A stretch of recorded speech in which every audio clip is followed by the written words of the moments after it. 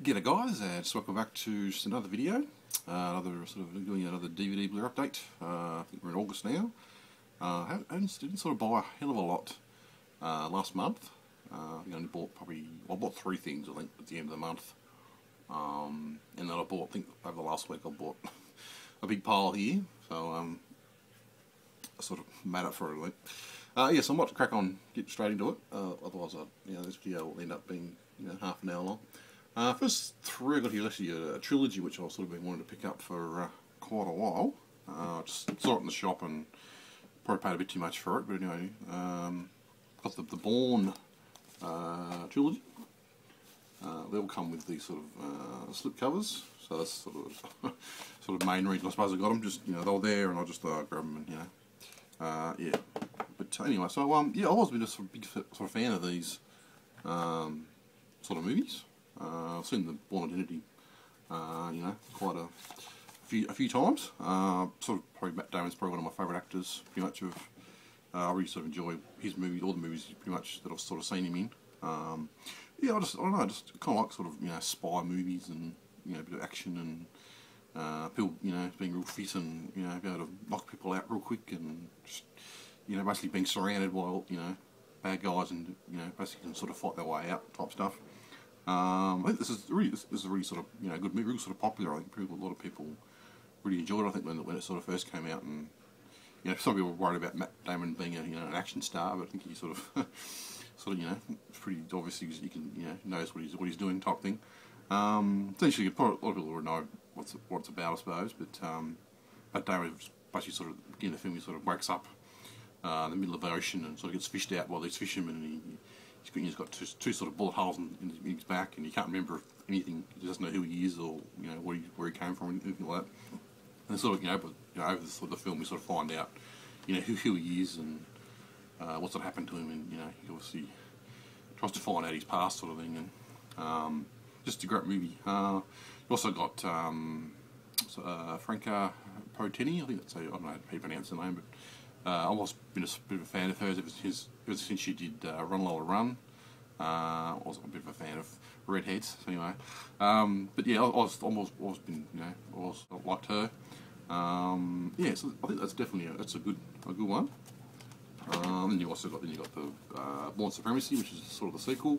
More of a sort of a extension, I suppose, of the first movie. Sort of goes back into his storyline a bit more and into his past. We sort of find out a bit more about him, and but yeah, I think that's definitely a great sequel. I don't perhaps like the beginning of the film, sort of major event happens, but I guess I can get over that. I won't sort of spoil what that is, but I'm sure most people know what happens anyway. That's a good sequel.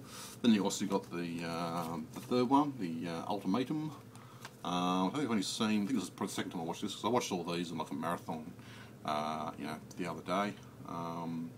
This is not a bad movie. It's more of the same, and certainly wasn't a bad movie. I don't know. Just some ways I don't really probably didn't need to be made necessarily, but it was a bit more. You just got to go back more into his past, and that sort of thing. But I don't know. They could have easily finished with the second one and just not made this one, but.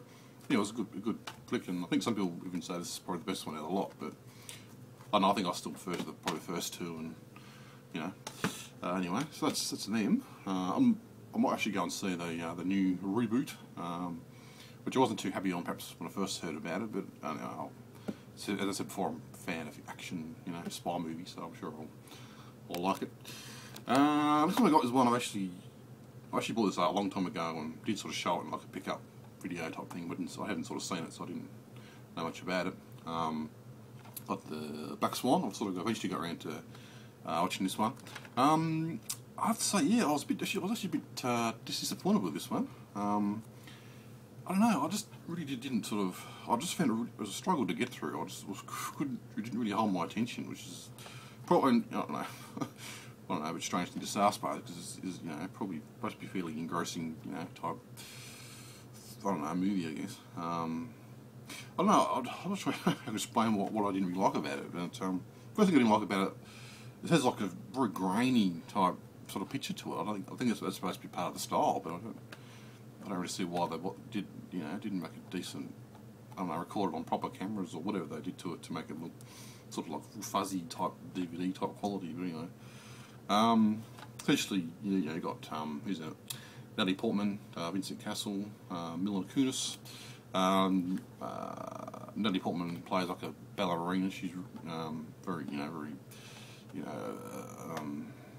very talented, but she obviously works hard. And she's in some ways I think she's a bit sort of stressed out about it, and she's trying to play the lead in the Swan Lake. Is it Swan Lake? Yeah, Swan Lake. She wants to be like I forgot what's called like the queen, like the major first person, and she has to sort of play two parts. She's got to play the white swan and then the black swan, sort of two sort of parts to it, and she's sort of got the white swan down perfectly, but she's not very good at the black swan.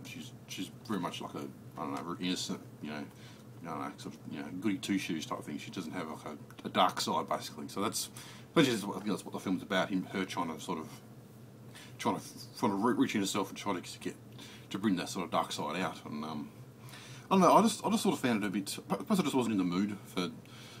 It's because it's definitely a movie that sort of holds back information, and you're not really quite sure what's really happening, and it's really sort of I don't know.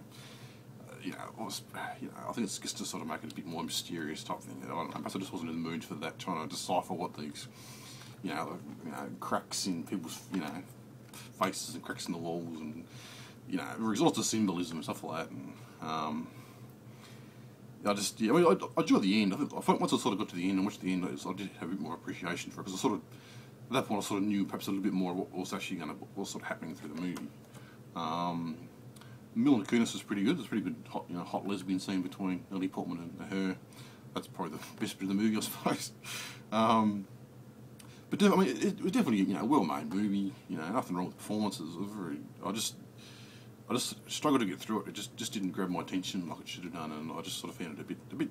It's sort of been done before. I don't know. I don't want to sort of sound like a smart ass, and I could sort of repeat what other people said on forums, and that's because you've got like Repulsion, which came out probably 50 years ago, and it's just, same sort of similar sort of things that cracks in people's faces and cracks in the walls and symbolism in that style. And you've also got Dario Argento Superior, how do you say it?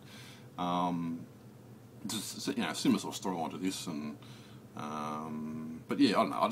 I might probably watch it a few more times. I might enjoy it a bit more, but I don't know. I just didn't grab my attention like I should have done. I just sort of found it a bit. I've sort of seen it before type thing, Next one I got is I haven't sort of seen since I was I think I've seen it once as a kid. Stallone's Lockup. I'm pretty sure my mum said I couldn't watch it. I think she saw me sort of watching the first half of it. She turned it off, I think, because it's pretty sort of brutal, violent movie. Essentially, Stallone's he's in prison for.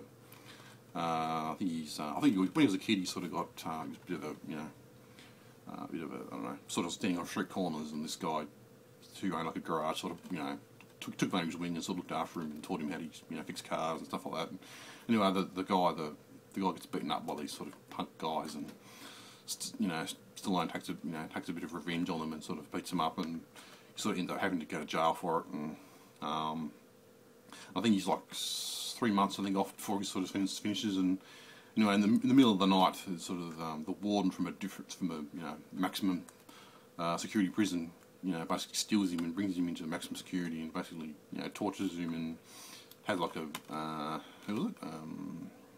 Donald Sutherland, who sort of has a bit of a revenge against Stallone. I guess it has his own sort of personal agenda, I guess, and it's basically makes Stallone's life living hell in this sort of prison, and it's torturing him. And then he's also got the other inmates don't like him, and so he's got to he's sort of he sort of has to protect himself against getting stabbed in the stomach or whatever.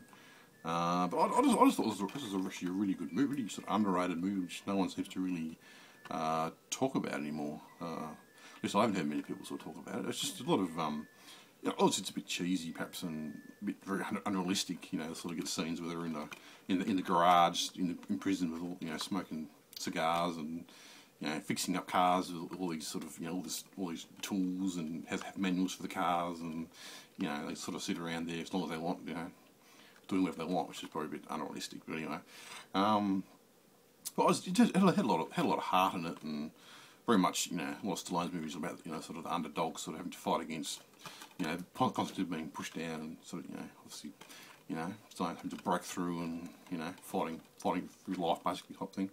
But I thought it was actually a really good movie. I think definitely should, fan of action films, definitely should check it out. I haven't sort of seen. I used to watch, you know, a lot of these sort of movies when I was, you know, a lot younger, but I haven't sort of watched, you know, many of these sort of ones. Action flicks that are really good, I think. A lot of, way better than some of this crap that's sort of made today, you know. Next one is a double pack of Eraser and Collateral Damage, a bit of Arnie Schwarzenegger. I don't think I've seen any of these films before. I sort of did watch them the other day and I actually quite enjoyed them. Again, they're a bit, you know, a bit cheesy and unrealistic, but I still thought they were reasonably good sort of movies. Razor is basically, you know, Stallone. Arnold Schwarzenegger's like he works at the CIA and he's like an eraser. So basically, you know, if people need to go into witness protection, he sort of goes into and sort of, you know, fakes their death and, you know, gives them fake identities, and that's sort of his job, sort of, to do that. And essentially he's got Vanessa Williams. It's like his latest sort of one. He needs to sort of, you know, look after and, you know, change her identity so she can sort of think she's got to, you know, go to court and sort of, you know, sort of testify. That's the word, against these bad guys. You know, I just thought it was, you know, a really good movie. Again, Collateral Damage, not a bad one. Probably a bit. I don't know. I think Stallone's probably a bit old in that. Perhaps he's you know, he's a bit overweight slightly, and certainly wasn't too bad of a movie though.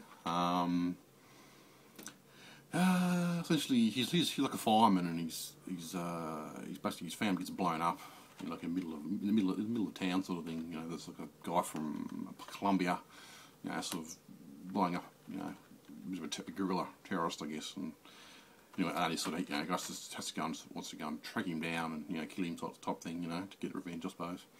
I think it had a really great premise, and I really liked sort of the end to it, and but yeah, definitely, I think it was sort of came out just before the September 11 attacks. I think I had to sort of, I've had to sort of edit the movie down and change a few scenes, or had to sort of delay the film for quite a while. So I don't think it was necessarily a big, you know, commercial success, I think, because they had to sort of delay it and, I don't know, cut bits out sort of thing. But they're definitely good sort of movies. So we've got, I think I've got a few DVDs now. One here called the Tiger in the Snow, which is like a foreign film, made by the director who did Life is Beautiful, which is, I think it's a film I saw a long time ago, a really great film. I think some of this is what a sequel, I suppose, to it. Essentially, the first one, The Life is Beautiful, essentially about, it's probably hard to explain, but it's essentially about this guy and his son, and they sort of, it's during the, well, you know, World War II, I think it is, and, you know, the concentration camps type thing, and you know, so he's the father and the son.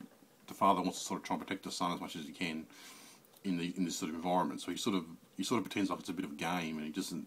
So his son realises that this is actually real and really horrible situation. He sort of, I don't know how to explain. He sort of, you know, pretends it's like a big sort of game, and sort of, you know, tries to bring some comedy to it, and, you know, it's like a game. All these soldiers, you know, around, and, you know, I don't know, it's hard to explain, but definitely a great film. And this is essentially the same thing again, I suppose, except it's set.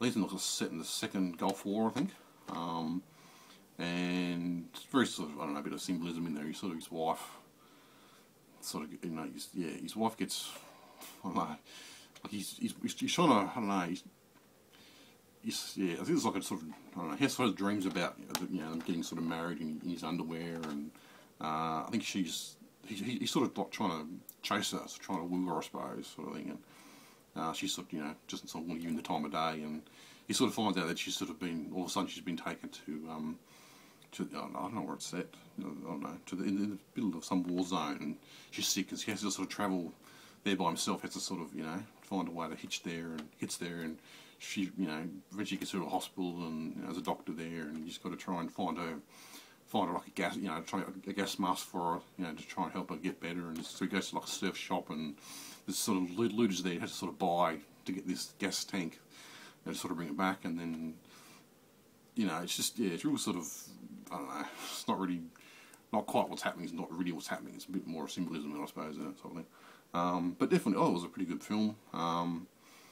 It's in Italian. There's a lot of sort of subtitles, and it's really quick subtitles. Lots of, because he talks like pretty much non-stop the whole time, so it's really hard to follow what he's saying because the subtitles keep changing, and you've got to read it real quick.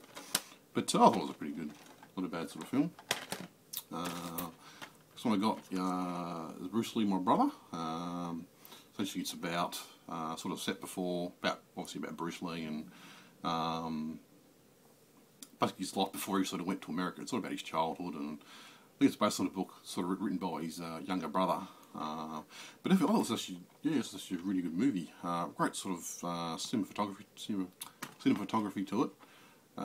This is DVD, but it looks pretty much like Blu-ray quality to me. I thought it was a really, really, crisp, clear picture.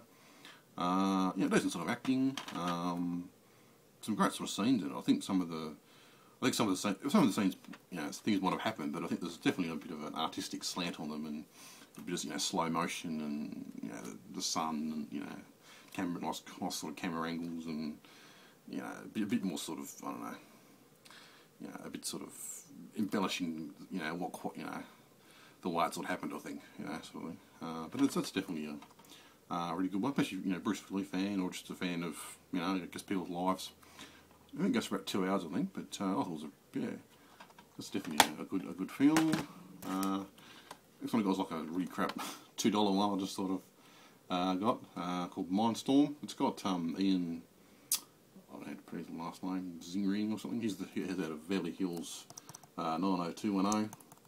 That guy, I think it's like made probably during the time he sort of was in like Beverly Hills 90210.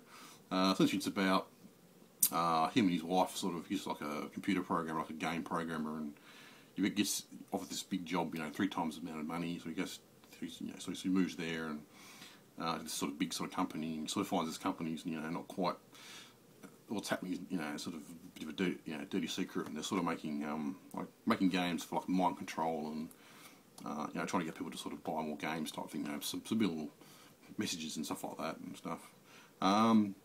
A lot of people have really bad, low reviews on it on IMDb and stuff, but I thought it wasn't too bad. A bit cheesy, and had some really hot sort of softcore porn, tops, scenes in it, which quite surprised me. M15 plus, I suppose, but $2, I couldn't really complain on that.